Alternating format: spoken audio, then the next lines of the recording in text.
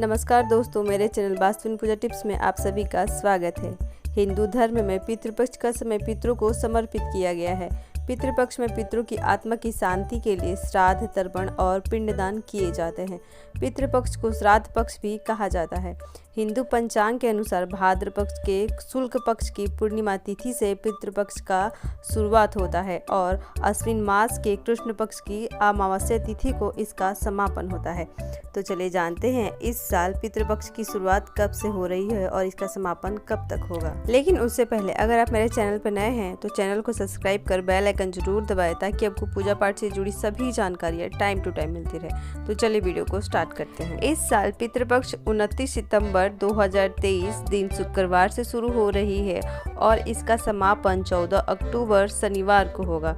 पितृपक्ष के पहले दिन पूर्णिमा की श्राद्ध और प्रतिपदा श्राद्ध भी किया जाएगा। इसी के साथ पूर्णिमा तिथि की शुरुआत 28 सितंबर को शाम के 6:49 से होगी और पूर्णिमा तिथि का समापन अगले दिन यानी 29 सितंबर को दोपहर 3:26 पर होगा। तो चलिए जानते हैं पूर्णिमा के दिन श्राद्ध का मुहूर्त कब से कब तक रहेगा।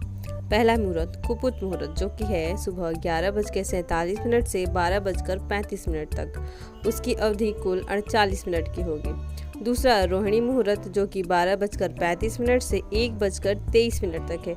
इसकी भी अवधि 48 मिनट तक की रहेगी। तीसरा अपराह्न काल 1:23 से दोपहर 3:46 तक है और इसकी कुल अवधि 2 घंटे 23 मिनट की है।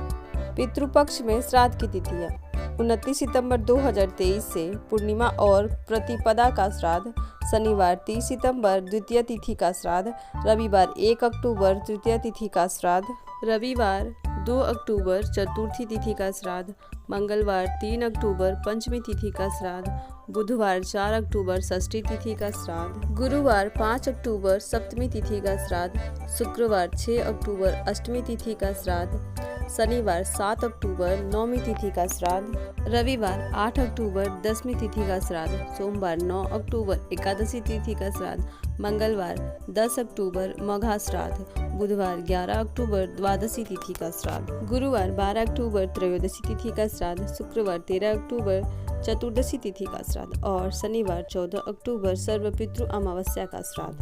किस तिथि में किन पितरों का श्राद्ध किया जाता है, चले जानते हैं।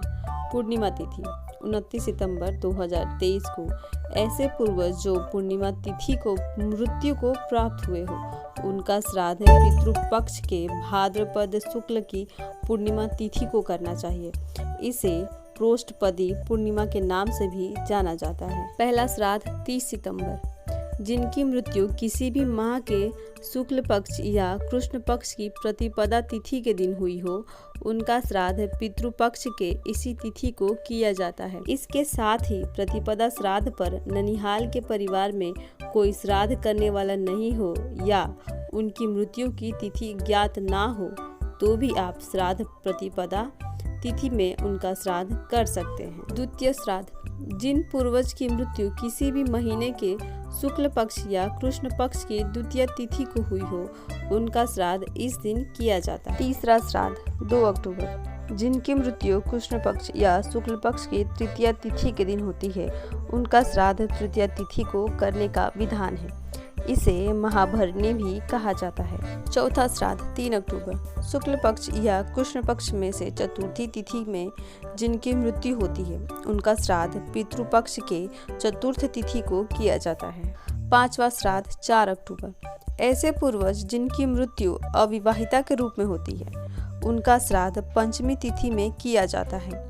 यह दिन कुंवारे पितरों के श्राद्ध के लिए समर्पित होता है। छठा श्राद्ध 5 अक्टूबर किसी भी माह के षष्ठी तिथि को जिनकी मृत्यु हुई हो उनका श्राद्ध इस दिन किया जाता है। इसे छठ श्राद्ध भी कहा जाता है। सातवां श्राद्ध 6 अक्टूबर किसी भी माह के शुक्ल पक्ष या कृष्ण पक्ष की सप्तमी तिथि को जिन व्यक्ति की मृत्यु होती है उनका श्राद्ध पितृपक्ष के इस तिथि को करना चाहिए। आठवां श्राद्ध 7 अक्टूबर ऐसे पितर जिनकी मृत्यु पूर्णिमा तिथि पर हुई हो तो उनका श्राद्ध अष्टमी, द्वादशी या पितृमोक्ष अमावस्या पर किया जाता है। नौमी श्राद्ध 8 अक्टूबर माता की मृत्यु तिथि के अनुसार श्राद्ध ना करके नौमी तिथि पर उनका श्राद्ध करना चाहिए। ऐसा माना जाता है कि नवमी तिथि को माता का श्राद्ध करने से सभी कष्टों से मुक्ति मिलती है। वहीं जिन महिलाओं की मृत्यु तिथि याद ना हो, उनका श्राद्ध भी नवमी तिथि को किया जा सकता है। दसवीं श्राद्ध 9 अक्टूबर। दसवीं तिथि को जिन व्यक्ति की मृत्यु हुई हो, उनका श्राद्ध महालय की 10वीं तिथि को किया जाता है। एकादशी श्राद्ध 10 अक्टूबर। ऐसे लोग जो संन्यास लिए हुए होते हैं, उन पितरों का श्राद्ध एकादशी तिथि को करने की परंपरा है। द्वादशी श्राद्ध 11 अक्टूबर। जिनके पिता संन्यास लिए हुए होते हैं, उनका श्राद्ध पितृपक्ष के द्वादशी तिथि को करना चाहिए, चाहे उनकी मृत्यु किसी भी तिथि को हुई हो। इसलिए इस तिथि को सन्यासी श्राद्ध भी कहा जाता है। त्रयोदशी श्राद्ध 12 अक्टूबर।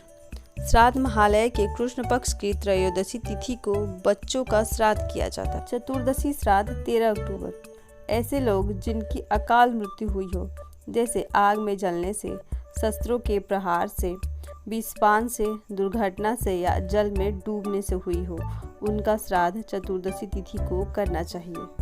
अमावस्या श्राद्ध 14 अक्टूबर।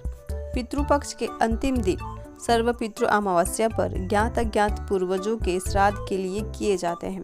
इसे पितृ विसर्जनी अमावस्या या महालय समापन भी कहा जाता है।